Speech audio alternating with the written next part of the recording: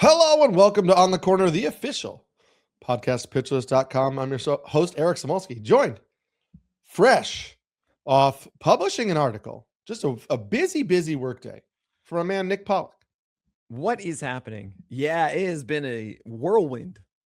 The past week even, I dropped the top 400 and I realized I kind of needed to take a step back for a second. It's too much.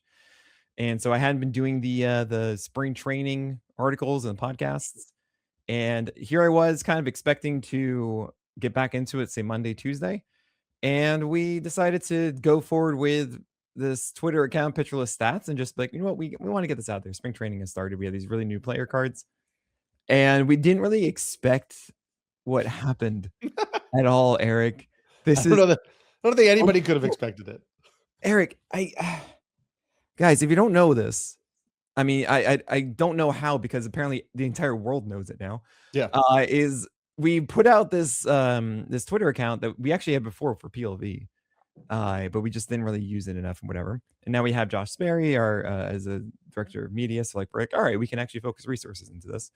And we have been working on these player cards, these pitcher cards for like months, like iterating the design, bothering Kyle Bland endlessly. I'm like little tweaks here and there, like, yeah, but we should have this or this, figuring out like what is the best way to do usage. I mean, we came up with this really cool thing of the total usage number in the middle and then the sides with the bars and stuff. Like all these little elements of this took ages. We put it out and we had 800 followers. And within like an hour, we had, I want to say, I don't know, like 12,000. And we're like, whoa, this is pretty cool. I remember going to bed. We put it out at like 2:30, going to bed, and it was like at 25,000. And I said, this is insane. I woke up, it was 90K. We're at 112,000 now. Yep. And yeah, our model was bad. Like we had a bug in it that was like some overfitting, and it's a spring training thing. It's different from our normal PLV model because it's just training. And Kyle Bland's computer also, like, his boot drive failed yesterday. Among all of this chaos, you know, we felt so terrible for Kyle, and people are acting like this is an AI model or something, which is no, this is the model we've been working on for like ages. You know, we started the project of PLV in this model since 2019, and it was ridiculous. So we're happy to say that you know, we took some time. We really like gathered as a crew to like make sure we're doing this right. And we put out some messaging to make sure that everyone understands like what's going on. We're fixing the models. We actually have already seen it fixed. The Peyton Tolley thing, which I saw right away, I was like, no. Yeah. Personally, I had it as like a D+ stuff, and it's just there's no way. We Kyle essentially ran the thing and sent back the card without, like, you know, there's no thumb on the scale. Just being like, oh hey, I caught these bugs or whatever. Right. We change it. A-. We're like, yep, okay, cool, it's fixed. So expect those out again, and like you're really excited. I mean, that's just gonna be a pure stats account. There's not gonna be any commentary specifically. Like, we just want to deliver this stuff that we think is really cool to everybody, and you guys can do whatever you want with it. Yeah, I think a couple things, and then we'll get into the, you know, the purpose of this podcast to go through your starting pitcher ranks. You know, I obviously can attest to what you guys as an organization, but also you specifically and Kyle do behind the scenes in terms of like the work that goes into that model, and that it's not like just some AI numbers and anything like that. And like, you know, while I was flying out to Arizona, you guys were gracious enough to indulge me with entertaining myself when I was like asking you to send me some player cards, and then pointing out like, you know, we had a discussion with Kyle, like the location grade on a particular pitcher was really poor, even though it was really only one bad pitch. And it was that pitch was terrible. It was a hit by pitch and whatever. And then we had a long conversation, the three of us, about how much should one pitch weigh in. Also, obviously these outings are shorter than a normal outing. So when you're getting just 2 1/3 innings and one pitch is brutal, and that pitcher only threw 30 pitches, it's going to count a lot more than one pitch in a 90 pitch outing.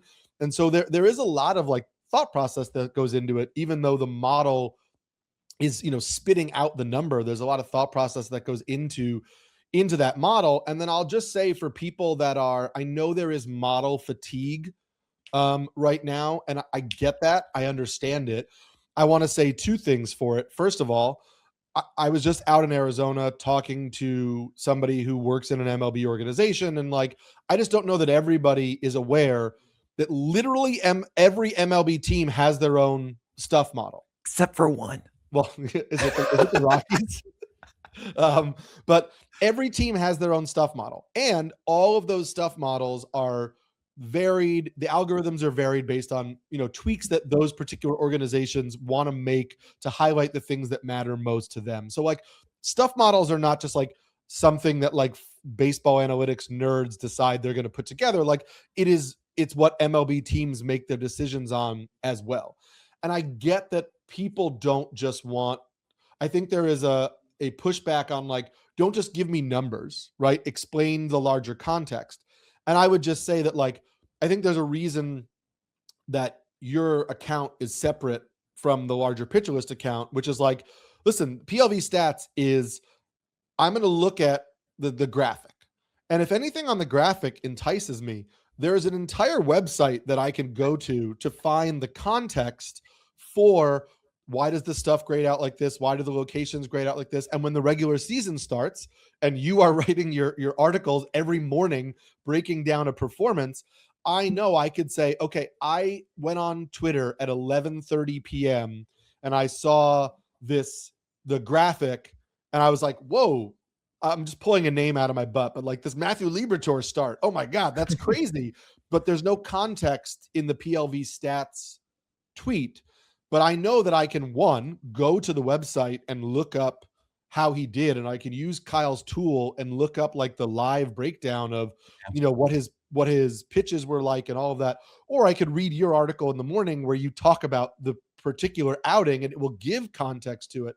So I get that it's an extra step, right? People don't just want the graphic, but sometimes the graphic is just it tells you which door to open to do the extra analysis or look for the extra analysis. Right. It's for me, I think about a lot of these tools as like, all right, what are the things that I actually want and would want to what would I want to get out of them, right? Mm-hmm. And that's a big conversation that we had with what do we put on this?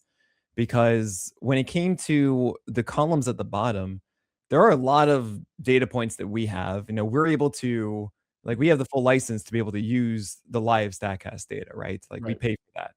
And that means that we have all the things, that's going into these models available, like release height. And we have obviously spin axis and spin rates, all the fun stuff that you would want. We could do zone rate in there and O swing and all of this. But when it comes to like a small sample like that, I am not really interested in those. I think when it comes to like release height, and that's only matters for four seamers for the most part. And that means we put it in primary fastball with height adjusted VAA at the top. You have that information. There's no reason to bog down the rest of the information at the bottom for secondary pitches that doesn't really matter that much for. So there's a lot of things that we are iterating with it too, of just saying, hey, you know what? People really do want to have this reference point. But that those graphics are really helpful to also establish something that's consistent where you can learn, hey, this is how to read a movement plot because I've seen a lot of these and now I know what it means. It took me a bit to like just constantly be looking at these plots to now be able to read like, oh, that's a good slider at this velocity. Oh, this is not enough horizontal on the four seamer sweeper, right? And it's, it's important to have these cards as like the quick hit that you can watch the tutorial video that I made the day we launched it. Mm-hmm. It was 15 minutes long. Yeah, it's a lot. You can skip through stuff, but those 15 minutes are essentially everything that I do with them. Like all of my analysis that I am talking about now and everything from the data is found in that video. Right. That's it. So if you really want to use these and really have that extra step, like you can quickly use these as cheat sheets. So that's really our goal with it. And we, there was some confusion with start grade in the model grades, and start grade is really supposed to be just results, right? Not just like based on the line, which are always going to be depressed because it's like 2-3 innings now, as opposed to 5 in the regular season. But there is a conversation that will change a lot. Like that. Yes. To me, I'm kind of ignoring that in the spring stuff because what does 3 innings really do? We made that the largest grade. So it makes it feel like we're just saying, is he good or bad in that? And that's not exactly what it is. It's results. We're even changing the name of it already. But there is something about that though. Like, it is so appealing just to see a card of all these things and then just one number that says like great pitcher, bad pitcher. You know, for us, we could say it's PLV, but I feel like there's some middle ground of like the results and PLV that could make an all-encompassing stamp of approval, you know? And I wonder, might be just like, hey, good results, but bad PLV is like, or it's the other way around. It's like, hey, got unlucky or lucky. I don't know. We're still experimenting with it, but yeah, there's a lot of confusion with that one. And I apologize for that because we screwed up. We didn't realize that this would be that confusing, and it should be very intuitive. It is a learning process. It's a new tool. It will be continue to be refined. Absolutely. As will our draft strategies. We are in the middle of TGFBI right now. We were talking off screen about our most recent picks, including my blunder of failing to properly write down all the positions that I had, and whatever. I drafted an outfielder that I might not have had I realized that I had enough outfielders, enough outfielders that I wanted prior to, but whatever, it's a fine pick and I'll adjust. And you took Michael King before me anyway, and I hate you for it. But we are going to dive into these rankings. We're starting at number 61 today, and this episode will feature a lot of pitchers who are currently injured. So we might go through this a little faster than normal. So we might extend beyond just the 10 pitchers that we have been doing. We'll see how we go. The first pitcher is not injured, and he ends a tier that was the Toby's with upside tier. And I'll just remind everybody that tier started in the last episode. That was number 53, Nick Lodolo, number 54, Sonny Gray, 55, Ranger Suarez, 56, Noah Cameron, 57, Gavin Williams, 58, Shane Baz, 59, Ryan Nelson, 60, Joe Musgrove, and number 61, Zac Gallen. Gallen back in Arizona again. I'm curious, what you're seeing from him. Obviously, 61 is way down from where we had, believed Gallen was a couple years ago. The hard contact was always something that was a little bit of a concern, as was the idea that, like, for his pitch mix to work, right, the fastball was low, the breaking balls were then underneath it, and so everything kind of had to work together, right? Like the breaking balls would only be efficient if the fastball was properly located low to set it up. The fastball had to be located low because it has to kind of blend or tunnel with the breaking balls. So he can't really use the fastball up as much as you might like. So it was always a little bit of like a tightrope walk for me, where it felt like it was too easy for one thing to go wrong and like his production to just kind of fall apart. Yeah. There are a couple things I do like and some things I don't like. One is that his defense is going to be good. The Diamondbacks improved their defense from last year, and we've seen in the past that Gallen and Merrill Kelly, for example, can have great seasons in Arizona because of the team around them. So that's a positive for him going back. He's also comfortable there. Negative for me is the fact that he's a little behind as far as pitch count goes. We've seen some guys actually even go past 50 pitches already. And I believe he was around like 28 or so, something like that in his first outing, which doesn't mean that he's not going to start the first time through, but maybe it's the back end of that rotation. Maybe it's a lower pitch count in the first game. These are the little things that you can actually pick out from spring training, just like having two pitchers who are fighting for the same spot on pitching on the same day in the same game. And whoever is starting that game has the inside track, for example, right? Yeah. So I don't love that. I did ask you to ask Gallen, but I think Gallen was pitching that day. So he wasn't there. He's like, oh, Eric's coming. I got to get out of here. Wasn't in the locker room. I was waiting, and I was there for an hour, and he never showed up. Yeah. I mean, I want to make it clear. Yes. To people listening, I was not scheduled to meet with him, and he blew me off. I was in the Diamondbacks clubhouse talking to some other people, and I was going to approach Zac Gallen and ask him some questions if he showed up, and he did not show up. And for pitchers, that's normal if they have throwing routines or, weights, or they're, getting work done in the training room or whatever. It didn't materialize on that day. Yeah. So With Gallen, though, what I did see, which I actually thought was really cool, was I've been wanting him to throw inside four seamers to lefties because he has natural cut on his four seamer, and when you have cut action, that means you go inside. It's always good to have pitches that start on the inside edge and come inside off the plate. And it's hard for righties to deal with lefties usually, unless you have a cutter or if you have a cut fastball. Cade Horton has that. He's throwing too much away, and I got to bang the table on that one. But Zac Gallen in his spring training start, the last one I saw, was actually going inside, at least trying it too effectively with his four-seamer. And that's cool. The problem is that he hasn't had consistency with his changeup and his slider/cutter. That's always going to be an issue. Yeah. Now, when you look at it as a whole, when you're trying to find ceiling and upside in your drafts, there are two things that I think are the most consistent as far as hitting. One is that they have done it before, right? They've done it before. They've actually been able to go long in a season and be successful. And the second is that the reason they weren't good the previous year didn't quite make sense. You know, like when it's just like a down year of some kind, it wasn't like, oh no, he lost all his velocity. Oh no, he was just hurt all the time or something. It just wasn't a good season for Zac Gallen. And this is baseball where there's so much randomness and chaos, and the season can change on a dime based on something maybe in your personal life. Maybe you just lose your feel on something for a moment. Maybe you just need to change your spot on the rubber. Then all of a sudden the tweak is there. I've written so many articles about, oh, he lowered his early slot. Oh, he's throwing a slider more. Oh, he's moving to first base. Like all of these things can just change it. And I'm going to bet on Zac Gallen having a better season. I mean, that's it. He has the volume. He has the opportunity. He's done it before.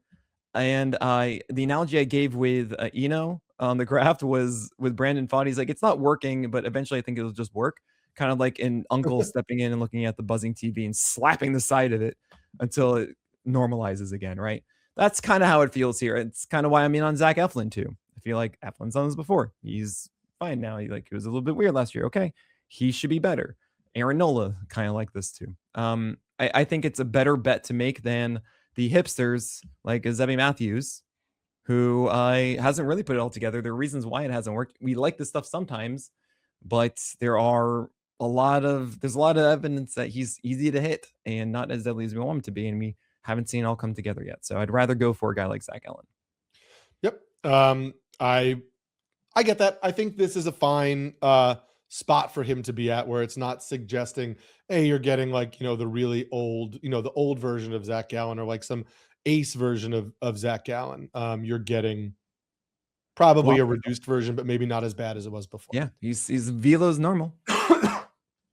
We are now going to get into the injured pitcher tier. So I will just say them out front, which is number 62, Brandon Woodruff, number 63, Garrett Cole, number 64, Zach Wheeler, number 65, Carlos Rodon, number 66, Jared Jones, number 67, Spencer Strellenbach, and number 68, Shane Bieber. For each one of these guys, I'm just going to give I didn't have a theme. Pneumonia. It's pneumonia. Pneumonia. Okay. Right, it's a snow day, snow day. Sometimes you don't get to enjoy this stuff because you're suffering from pneumonia because you went out in the cold and snowed your face off. Well, can't snow your face off. Face Off 2. Face Off 2 is coming out as a movie. I don't know how. Face Off 1 seemed to tie a bow on that. Wait, really? Yeah, they're making Face Off 2. I don't know whose face is coming off in this one, but who knows? The sequel to Miracle on Ice, actually. It's the same, and it's the same guys too. So it'll be great. But so for each of these pitchers, I'm going to give a brief update on the injury timeline. You can add whatever context you want. We have talked about all of these guys on previous podcasts. I encourage you to go back to the podcast where we talked about just the injured starting pitchers. A lot of the analysis here is impacted, obviously, by the fact that these pitchers are currently hurt and may not make the start of the season. And so you could talk all you want about who they are as pitchers, but their value is going to be contingent on their health. Brandon Woodruff had a lat strain at the end of the season that they said was unrelated to his previous shoulder injury. But now he has another shoulder injury, that is caused. It's pretty vague, actually, what he's dealing with. I believe it's still shoulder soreness. He threw live batting practice last week. He is scheduled to pitch in a Cactus League game this weekend. I believe the 7th was the scheduled date. He said he might not be ready for the opening day. Then he said he might be ready for opening day.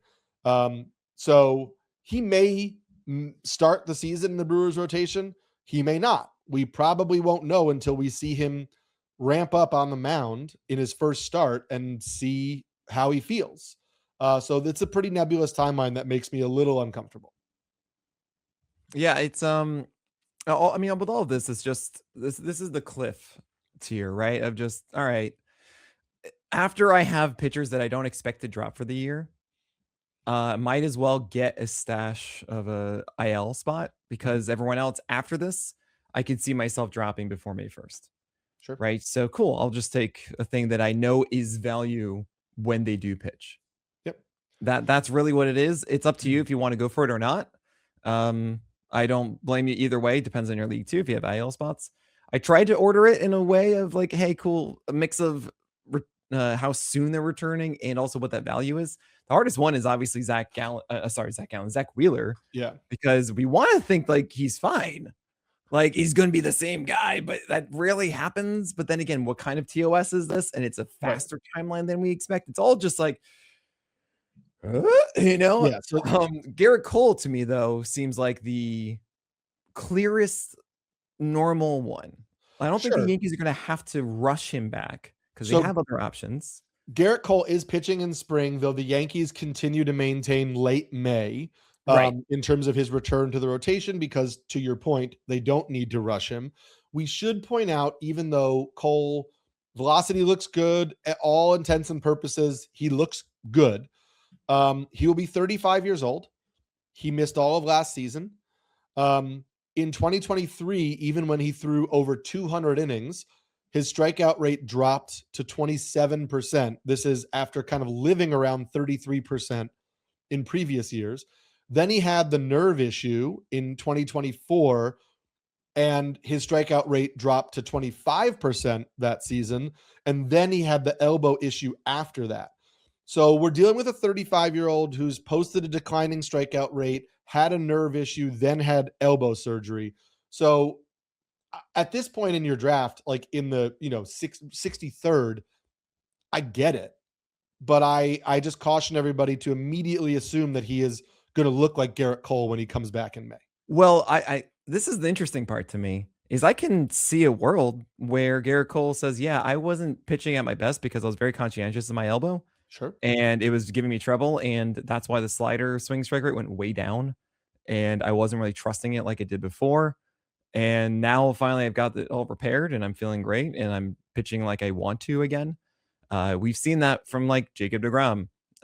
We've seen that from just to give an older example of like a guy who is not in his mid 20s or something like that.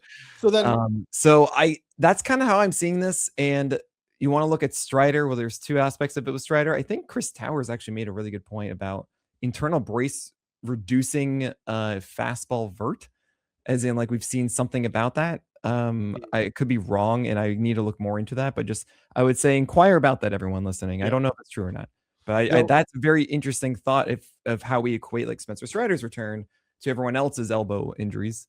But it's a different scenario.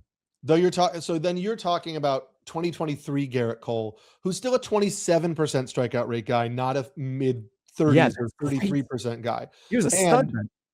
He still, listen, again, that is not saying 27% strikeout rate for a guy who that season had a 2.6 ERA is not saying he's not good. Yeah, right. It is just saying, I'm just saying to calibrate your expectations that the Garrett Cole in 2021 and 2022, who was ripping off 33% strikeout rates, I don't know that that version of Garrett Cole is coming back. That's not to say he can't still be a good pitcher. It's to say that he might be a pitcher who isn't a fantasy ace unless he's putting up 190, 200 inning season, which is obviously not what he's going to do this year. But that doesn't mean he can't be a really solid pitcher for you. And the Zac Wheeler thing that you mentioned before, TOS obviously being thoracic outlet syndrome or thoracic outlet surgery. The success stories behind that are not great. As of now, I believe the biggest success coming off of that surgery is still Merrill Kelly. Yep. And he had the milder version, right? And acknowledging also that Merrill Kelly and Zac Wheeler are very different types of pitchers in terms of like, their velocity and what they, Zac Wheeler also has a really deep pitch mix and he could still get by without peak velocity. It's not saying he needs velocity to be successful. Right now, the last we heard is that there's a hope that Zac Wheeler is actually back like in the second week of April. And so he wouldn't really miss a lot of time. But again, that's the hope. We don't know. And we also don't know what we're getting from him off of a surgery that doesn't have a strong track record of return to play success. Yeah, it's absolutely wild. And so it's it's a really fun flyer to take at this point, right? Sure. But I encourage everyone to get players who they know are going to provide that value first. Yeah. Carlos Rodon had surgery in October. Now, this was elbow surgery, but it was to remove bone spurs and loose bodies from his elbow. So this is the surgery that everybody wanted Bryce Miller to have, but Bryce Miller didn't have. But this was not like a UCL tear. This was not anything like that for Rodon. This was a surgery to remove bone spurs, loose bodies. He then started throwing bullpens in February. And right now, his projected return is like late April, early May. So of the pitchers in this tier, I'm actually probably least concerned about Rodon from a health standpoint because he's had the most innocuous surgery of the group. Everybody else has had much larger surgery than him. I guess Brandon Woodruff didn't have surgery this offseason, but the shoulder connected to the previous shoulder is a little concerning. So I think Rodon might be my favorite in this tier for that reason. It's like, yes, he probably doesn't have the value of peak Garrett Cole or peak Zac Wheeler, but I feel a little bit better about Rodon pitching near his peak this year than I do about Cole and Wheeler. Yeah, I mean, I understand that.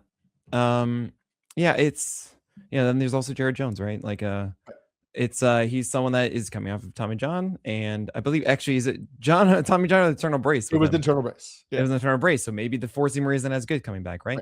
And they've said May for Pollack, Jared Jones. It's really just like, and then there's Shane Bieber with elbow fatigue. After the Tommy John, that really has me scared a ton. But like, sure, if it's an IL spot's an IL spot. If he's pitching, he's pitching. But I have less faith in that one than others. But yeah, I mean, I think that's as long as you guys know who the IL stashes are, and you can even put Justin Steele in here or Corbin Burns, or I have them in the next IL tier because I expect them after all of these. Right. That's or more like July. Somebody you have in the next tier itself, which is Merrill Kelly, who is currently dealing with a back injury and probably won't start the season in the rotation. So again, that doesn't meaningfully impact Merrill Kelly's spot. Maybe he moves up to 69th for you rather than 71st, but just acknowledging that Merrill Kelly, who is in the next group, will also probably be an IL stash for the first couple weeks of the season if you wanted to go that way. Right. So let's get to that group. It's the Tobys with upside number 2.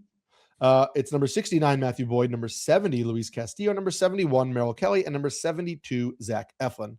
What's the tier called? Why is it called that? It's the North Face. Okay. It's the activity of going into your closet and being like, where is it?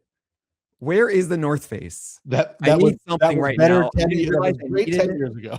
Yeah. I didn't realize I would need this, but like I need something right now to keep me warm and okay. Yeah. Listen, I saw Matthew Boyd in person when Team USA played the Giants. Oh, nice. And he looked really good. Matthew Boyd, classic swatch. We've talked a lot about the swatch before. I guess my question to you is, why would you put Boyd down here and Noah Cameron in the Toby upside above when they're both kind of, swatches coming off really strong years that might not live up to what we saw last year, but are still probably strong pitchers? Is it Boyd's previous injury history? I mean, it's okay. It's a little bit of that. It's a little bit of the downturn in the second half. That has me a little worried that he was benefiting a little too much with the lack of drag on the ball. That might bring back some more of those home runs. Might just be regularly changing over the summer and everything like that. It was really tough of where to put Boyd. I don't know if he's going to be that low walk rate again as well. I do like the fact that in the spring, he's now at 94 on that four-seamer, that USA game. He was at 94, I believe it was. And yeah, he looks like he's normal outside of a slider that he's changed a little bit. It's become slower with more movement again. And last year, that was a low strike rate pitch. That was only a 58% overall strike rate pitch. Same in 2024 when it was 62% prior in 23. That used to be the pitch for him before it became the changeup. And I wouldn't be shocked if these kinds of adjustments will then allow him to get more strikes on that pitch again, which may mean that, hey, maybe he should be in that tier above.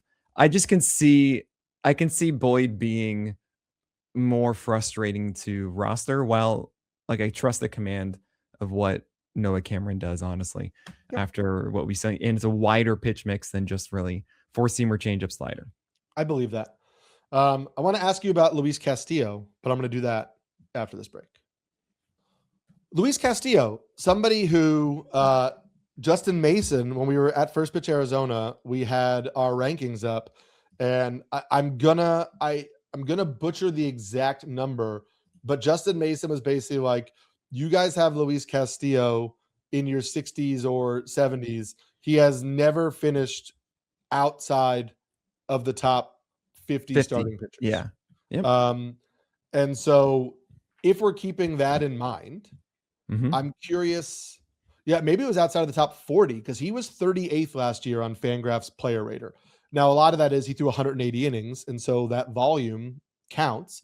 But 180 innings, a 3.5 ERA, 118 WHIP, like, perfectly fine. We know the ballpark he pitches in. Team context is pretty good to get double-digit wins again. Maybe he's just like boring but effective.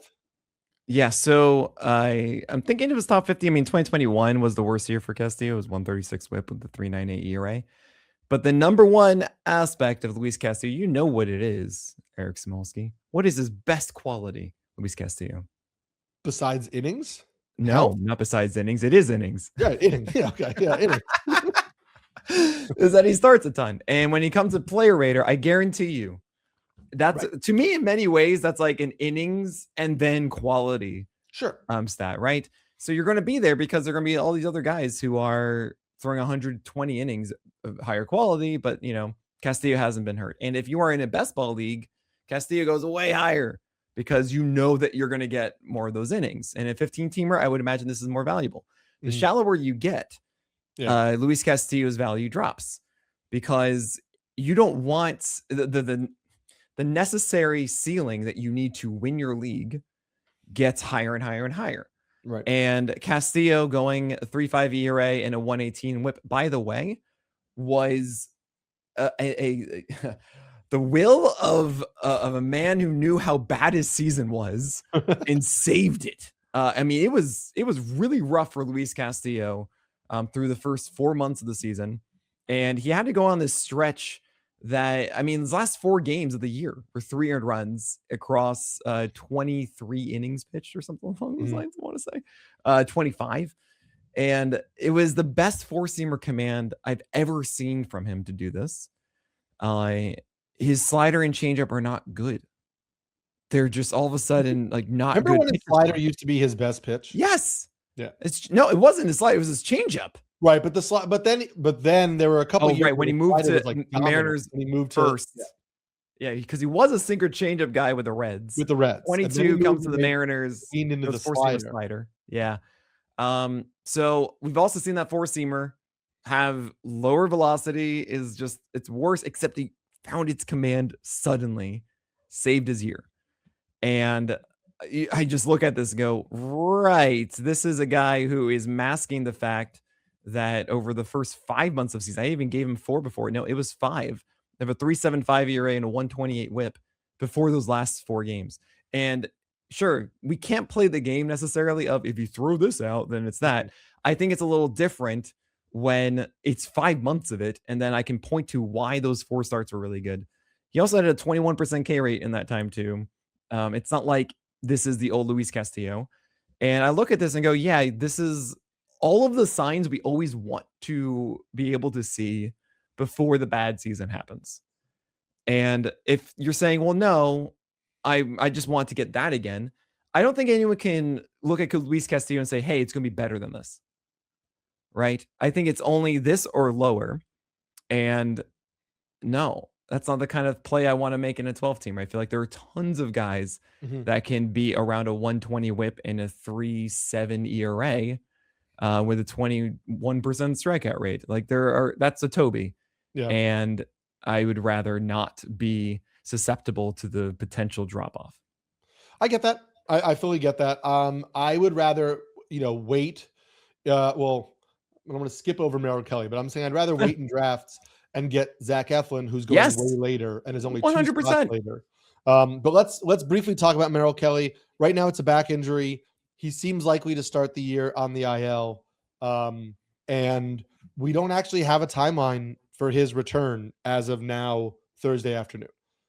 It seems to be a situation the Diamondbacks are playing out, and so, to your point, if we're doing this in 12-team leagues, which we are, Merrill Kelly's profile is pretty replaceable in a 12-team league. And if you don't know if he's even healthy to start the season, it's probably not worth it unless you have tons of IL spots and you're at the end of your draft and you're thinking, listen, I'll take Merrill Kelly, I'll put him on the IL, and there are still going to be lots of good starting pitchers on the waiver wire when the draft is done, and I'll just add that starting pitcher. And that's a totally viable strategy. Oh, yeah.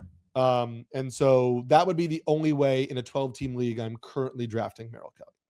Yeah. Merrill Kelly's been like that guy too, that also in past seasons, we've just like, I guess I'll have Merrill Kelly. Oh, hey, this worked out. Yeah. That could actually just happen again this year. So Zac Eflin could be that for many people too. Zac Eflin was on my list of, undervalued starting pitchers. Yes. I will say, he just pitched today. Oh, I'll tell you a couple things that stood out today. First of all, sinker was sitting 92.7. The four-seamer was sitting 93.3. Last year, he sat 92. His fastball average was 92. 2024 also. Right. So we are already averaging, and I know that we've talked about this before, that like in shorter stints, the velocity, the max velocity can go up if you're going to gas it up in 2 innings, but it's nice to see him sitting at a higher velocity than he pitched last year. Well, it's also the fact that veterans generally don't. They don't unleash it. They are going to be lower, especially when like Zac Eflin is coming off with his back injury and like knows he has a rotation spot, and he's not trying to gas it. So to me, this is just kind of saying like, yeah, I'm feeling like my former self again. Right. And that's dope. He also had a really good feel for his sweeper. I'm seeing it now with this app that I made. But by the way, Eric, I can everybody listening, I'm debating doing this or not. No secret. So personally, I just had some fun and I developed my own little mini app to like look at everything. Just for fun. I did this like a couple weeks ago. I actually turned it into an EXE file that I can just give you if you want. If you want my like whole player, my whole player analysis of everything. I mean, I do. So yeah, you can give that. Yeah, I'll give it to you. I was thinking about just giving it to PL Pro people, just to be like, if you want to use this, go ahead. Yeah, why not? But unfortunately I'm able to do that because thankfully I have the license to this data. Yeah. And so I can be like, yeah, sure, fine. It's all good. Here you go. That's great. Maybe I'll do that. We'll see. But yeah, I've just pulled it up right now. Zac Eflin. And the curve also missed tons of bats. I mean, small sample, but the curve and the sweeper both looked good in this one, and the velocity is there on his fastballs. A couple things about Zac Eflin that I wrote in my article that I want to highlight. The first is that he started out the season dealing with a lat injury and was trying to pitch through it. And then this back injury popped up. And now from pitching that everything is interconnected. And when you try and pitch through an injury, your body compensates in ways to not exacerbate the injury that you are pitching through. And so I think it's very possible that Eflin trying to pitch through a lat injury bothered his back. And then he started dealing with the back injury. And then he was trying to pitch through the back injury. And what wound up happening was that he had back surgery in the offseason. But it's important to know that it was a microdiscectomy, a lumbar microdiscectomy, which I looked up for the article, which is described as being a minimally invasive procedure. They remove a portion of your slipped disc from your lower back that had been pressing on your nerve. Oh, wow. So basically, Eflin slipped a disc in his back. It was pressing on the nerve. That obviously creates nerve issues, in your lower body, but also maybe in his arm. And so this isn't like a chronic back injury sort of thing. This was a slipped disc that pushed on the nerve. They removed that portion of the disc. And so it shouldn't really impact him that much this year. It's not like a chronic issue that he had been dealing with. What I thought was really interesting when you look at the pitcher list player pages is that if you look at Eflin's primary secondaries, so his sweeper to righties, his curve both to righties and lefties, but both of those offerings had above average swinging strike rates, actually really good swinging strike rates, but their put away rates were terrible. And so to me, that says, okay, why am I getting swings and misses on this in non 2-strike counts, but I can't get swings and misses on this in 2-strike counts? And my read on that is purely location, that it's easier to get swings and misses on breaking balls in non 2-strike counts when hitters aren't really looking for it. If I'm throwing that in a 2-strike count, I need to be really precise with my command because I need to get that chase off the plate. And so somebody who's pitching through a back injury that's probably impacting their mechanics, probably going to not be able to locate as precisely as they want to be locating. Right. But I thought it was encouraging that the pitches themselves were still inducing swinging strikes at a high rate. And so I see Eflin as a guy who I'm really happy to take in all league types as one of my final starting pitchers because he goes late. But I don't think there's any reason why we couldn't see something that's like a combination of what he did in 2023 and 2024, where we're looking at like a 3.5, 3.6 ERA. And maybe the strikeout rate is in between those 2 years and it's like 22%, 23%. And he's on a good team in a good park. And I just think it's boring. And I think it's going to be usable for you. Yeah. I really think that Eflin is just a safe, it could just be a Holly again.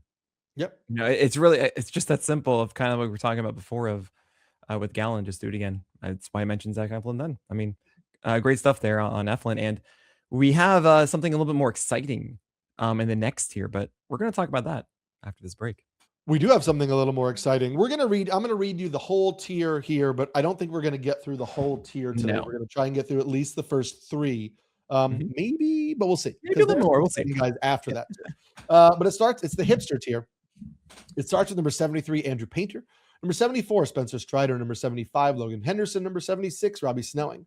Number 77, Braxton Ashcraft. Number 78, Tanner Bybee. And number 79, Jack Flaherty. What's this tier called and why is it called that? Ooh, I'm not hitting exactly what I want, but I would say it's okay. This is gonna sound crazy. Shoveling the snow. Because innately it's something I don't want to do. I don't want to chase these hipsters. Okay. Yeah. However, if you do it right, you can make some money out of it. Oh, I like that.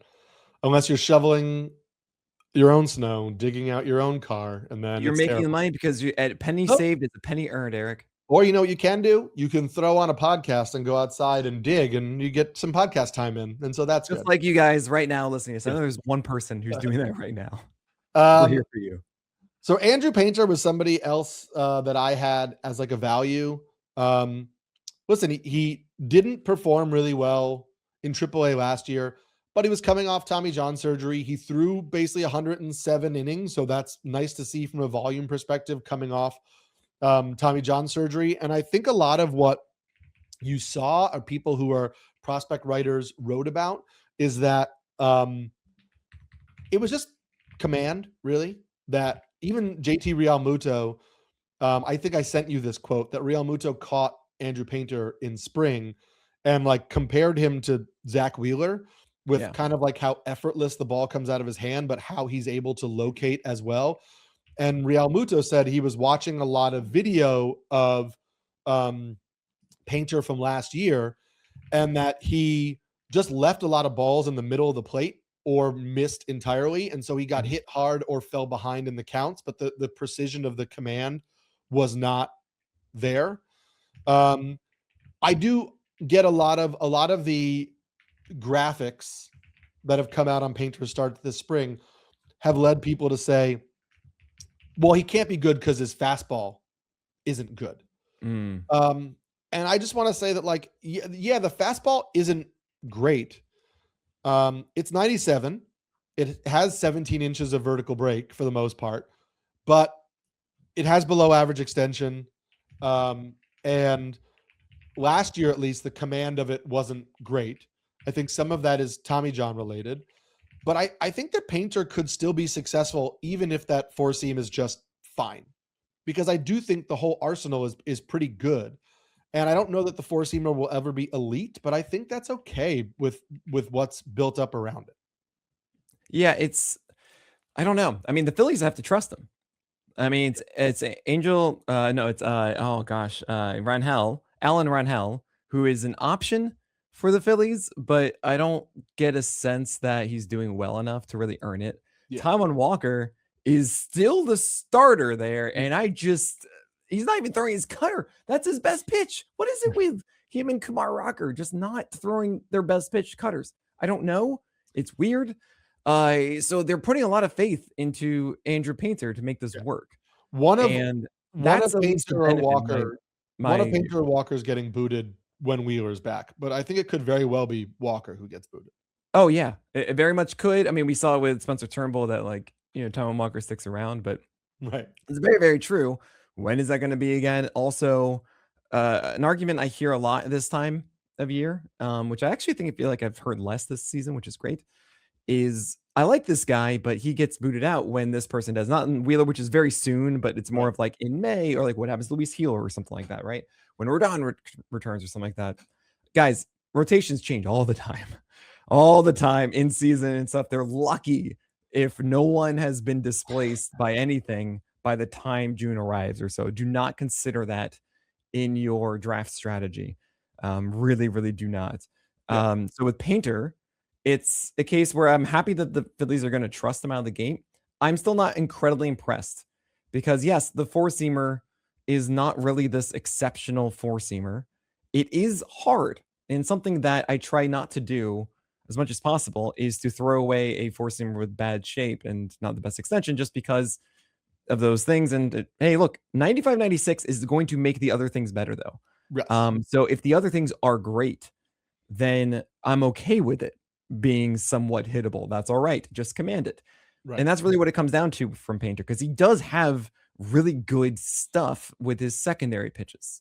Like, they are exceptional movement at their velocities. So I still remember this conversation. I went to James Anderson in First Pitch Arizona, I believe is in 24.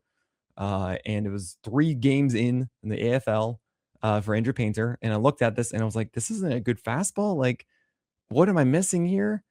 And Anderson, he's just one of the best dudes. He's like, I don't know, maybe one of the things we really liked about him was his command of everything, and he was always just like this guy who just knew what he was doing with all of his pitches and just unbelievable feel.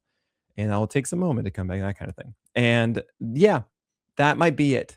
Yeah, I'm not so impressed right now with the command, but I can understand how all of this really works if he is locating a little bit better. So I'm willing to put a little faith into that. And it might be rocky at first. It might be a really bad April for Painter. And that's fine. I wouldn't hold on to him. I won't be like, no, you have to, because it's going to work out. This is why he's in the hipster tier. But I would not be shocked if Painter at one point just starts to figure out how to throw his secondaries correctly and locate the four seamer so it's not attacked a ton. It's there. Yeah. It's a good day to talk about Spencer Strider because he's been a lightning rod of debate on Twitter today, Thursday, because he pitched and the velocity was trending back up. And so there's some discussion about like, well, see, the velocity isn't really as much of a concern anymore. And so we should be bought back in.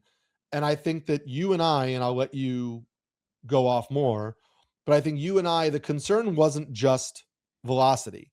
And even the velocity today, Thursday, wasn't what we saw prior. The concern was also the fastball shape. And I know that people want to just say, well, 2025, he was coming back from injury, so we should just write it off because we know he was coming back from Tommy John surgery. But the issue is that it was his second elbow surgery and the shape of his pitches meaningfully changed. And I don't think we can just expect the shape of those pitches to return blindly. We do need to see the shape of those pitches come back a little bit. Well, if that's the case, I have some good news, Eric. Yeah. He was up to 17.2 vert today. Okay. And which is, and in 2023, Spencer Strider's four seamer was 17.4. So that's useful. It was 15.4 last year. Okay. That's big. So that is an improvement. It's about an inch. I mean, I see it as an inch improvement. So I guess that guy's at a 16.4. I don't know what the difference is. I actually need to look into that. But that's what I'm seeing right now for Spencer Strider's four seamer today, but it's at 95. Right. And there's going to be a lot of conversation about this and trying to figure it out. And we won't really know until Strider's at like 70 or 85 pitches, or 80 pitches, because he was at 48. The thing is, how should we look at this, right? You want to say, well, it's a shorter stint, so it should be harder. Or is he still ramping up to get to that, right? In the first game, it was 93 to 94. And sure, it's understandable the first start back, fine, ramping into it. But that's a shorter outing, and it didn't really, like, you want him to start at 95 and then ramp up into 97 or something along those lines. And Spencer Strider at 95 to me is not it. We need to see him back to 97. We need to see him at that 17 vert, holding that as well.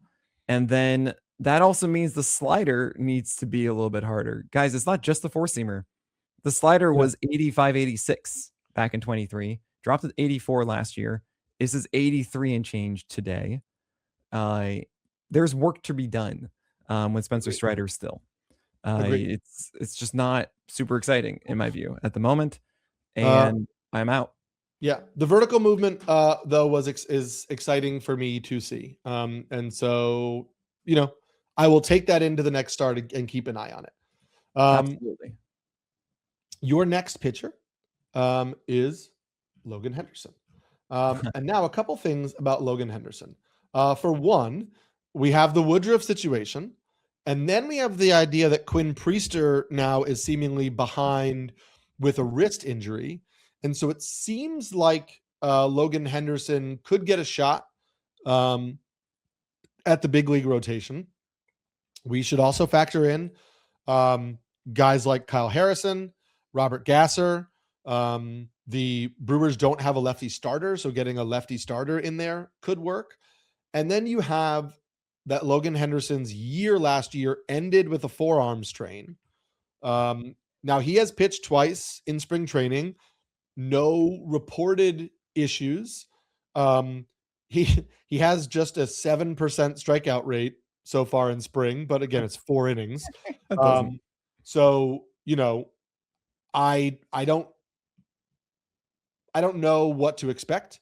We know that he has gone back to a curveball that he threw in college and has kind of like shelved this slider that he had.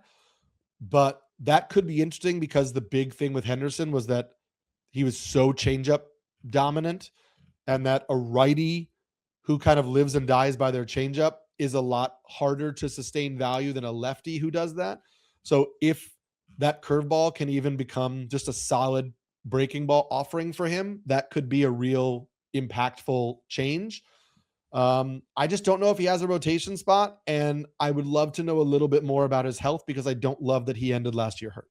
Yeah. So what we saw in that game yesterday from Logan Henderson, 93, 94, with 17 plus inches of vert, 17 to 18, which is a little bit more than what he averaged last year, but it's pretty much in the same realm of what to expect.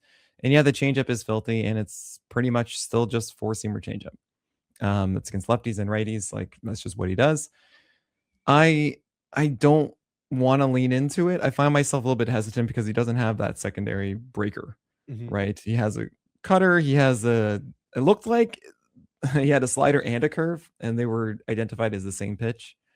One is more like a gyro slider, and one more like a I'm trying to read it right now, like a 4 horizontal and a 8 to 10 drop. The gyro seems to be what he got rid of. The article that I'm looking at says that he scrapped his short slider. Okay, well, he threw one of them yesterday. What? Yeah. He threw one of them yesterday and has a cutter at like 10 inches of vert, something like that, 10 or 11. And then he's got these 2 different breakers as well. Whatever. None of them are things that he's trusting is the problem. And I do like Logan Henderson because I feel like, he goes upstairs with this heater and it's just worked. It's done well, except that it does get hit hard because it's still 93, 94, and it's relying on this vert. And if they really do cheat on that vert a little bit, it's easy. It's easier than like the 95, 96 that you see. Changeup is filthy, but I think you mentioned, Eric, I don't like right-handed changeup fastball guys. Yeah. It's not ideal. I don't like them as much as I like fastball slider guys. Yeah. We're going to talk about one last guy today because he just pitched. And so I think it's relevant to talk about Robbie Snelling today because you can pull up fresh information and we can digest it, and people can get some thoughts on it right after it happened. And it's important to discuss because Robbie Snelling, through 3 shutout innings against the Astros, he struck out 6. And so there is much hype on the Twitter timeline today, in particular because he struck out the side in an inning, and that included striking out Jose Altuve, Yordan Alvarez, and Isaac Paredes. So it's not like striking out the bottom barrel of the Astros hitters. Snelling is somebody who will probably not break camp because of the addition of Chris Paddock, because of Braxton Ashcraft being back. Garrett. What did I say? Oh, Braxton Ashcraft. I do that too. Garrett is back for the Marlins. But Snelling is somebody who could push for like an April or May call up, depending on how things go. Now, this outing, and you can tell me what you're seeing, everything looks great from a stat line perspective. It is good to see a lefty basically sitting 96 on velocity. That's really good. And that fastball did the vast majority of the damage today. He threw it 62% of the time. It got the vast majority of the whiffs. He was using it really often. I will say, he doesn't, even though he threw it 62% of the time, he only threw it 3 times as his first pitch of an at-bat. Yeah. He faced 10 batters today. He threw a four-seam fastball 3 times as a first pitch. He threw a curveball 4 times as the first pitch and a slider 2 times as the first pitch. And I will say, of the 6 times that he threw those breaking balls as a first pitch, he got 4 first pitch strikes. So it seems like either he does or he is working on pitching backwards so that he can set up that fastball as a swing and miss pitch, which is interesting because it did get lots of swings and misses today. Yeah, this is one incredible game of like Arrighetti and Amai and Alcantara and Snelling all in one. Oh man. 7 for 28 whiffs on that 4-seamer is really cool. 16 inches of vert at 95, 96 from the left side. From the left side, that's a different experience. He doesn't have the changeup that you want, is the thing. It's got a lot of movement. It's really cool off of the 4-seamer. 12 inches difference of depth and another 8 of horizontal, but he doesn't get it down. He didn't get it down in any of the 3 that he threw to right-handers. Didn't get a whiff on any of them. Just 1 for 3 on strikes on that. The curveball is this 84-mile-per-hour curveball that is nasty. I love this pitch. 11 inches of horizontal, about 9 inches of depth. What that means is 2 plane movement. And for me, when it comes to curveballs, I'm going to be talking about them a lot this year. Of when you have good depth on them, or 2 plane, whatever, you're essentially trying to get past the 8 mark on both. Or if you're only going for drop, you want to be past 10. And then it's like great, but that can be under 80, because then it's just going to be more of that lollipop kind of shape. Yeah. But when you get to like 82, that's when we start to see it have a lot of effectiveness. And at 84, then you should just go in your head thinking, wait, hold on a second. Like the average gyro slider, which is like dead in the middle, is like 85, 86, something like that. So then take that, subtract 1 tick of velocity and pull it way down. Oh boy, that's this curveball. It's a filthy, filthy pitch. He only had 1 out of 9 strikes on it. And that doesn't seem right to me. That can't possibly be right. I don't know why I'm seeing that, because he threw multiple inside the zone. I guess didn't get challenged or something. It's probably bad data on my side that I need to double check here. But it's a really cool pitch. So Robbie Snelling, I didn't like him before, added all this velocity, and now he's pretty cool. He has a slider as well at 87. That is that gyro. It's just so much better with the curveball. I wouldn't want to go for that. I wish he had better feel of that changeup. I wish that became more of a thing for him. And I imagine that will be the thing that he works on in camp. It is possible that the Marlins just say, whatever, let's do it. They won't. Right. That's the thing that's a little frustrating. Or not frustrating. Tough for me in drafting him is you can see the case for success. You can see the path for him to be up by May, but you could also see him not debut until June, because listen, we've seen Chris Paddock be a serviceable starting pitcher. What if he has a good month? What if the Marlins try to milk some value and trade him away? Max Meyer was a much hyped pitcher last spring. Like, what if he actually looks decent? We've seen Braxton Garrett put up decent numbers before. Like, there's not a guarantee that a spot is going to open up in this rotation immediately. And so, we don't know when he's going to come up. That makes it tough. It makes it tough to draft him, especially in a league like an NFBC format where you have shallow benches and no IL spots. It's hard to stash a starting pitching prospect who's not on the 40-man roster with no clear timeline to be called up. Do not stash starting pitchers. There you go. Just don't do that. Okay. I understand, correct me if I'm wrong, Connor Griffin and McGonigal are like the two that, okay, if you want to stash someone, right, one of those 2 guys. Okay. But I think what we're seeing now is there are so many intriguing prospects that can just kind of pop off. And, Troy Melton last year was not on our radar. Right. We have Cam Schiller, who just gained all his velocity and became a thing, right? And you don't know when. Bobby Chandler, who just never shows up. And you don't know how aggressive teams are going to be. Yeah. There weren't a ton of people stashing Nick Kurtz last year because we knew it was a possibility he could get called up, but it didn't seem likely. It didn't seem likely it would happen that early. Right. So you don't really know when starting jobs are going to open up. And I understand, like, if you're in a keeper league or if you're in a league that has like NA spots on Yahoo, this is a different situation. But in a redraft league, and in particular, I think it doubles in a redraft league where you don't have IL spots, and so those injured guys need to stay on your bench.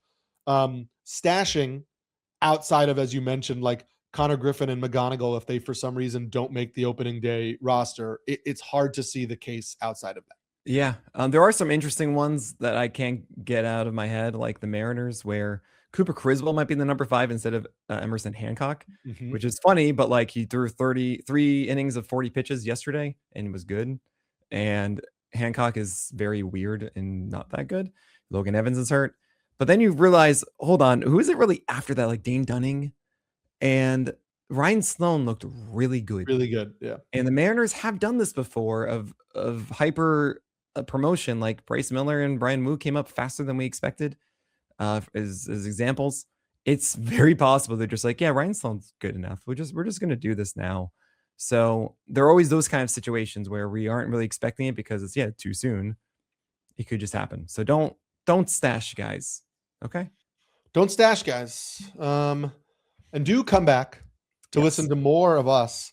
We're going to go through starting pitcher number 77 the next time. We're getting close to the top 100. And so it's exciting. We're just a couple weeks away from games. We will have some World Baseball Classic games already, more tonight, and then the U.S. Tomorrow against Brazil. So, that might not meaningfully change our draft views on anybody, but it's nice to have real baseball games that matter. So it's exciting. Baseball season is here. I am Eric Samulski, the Pelican. I'm Nick Pollack, the Lion. And I don't have anything fun to say. I got to just go pick up my son from school.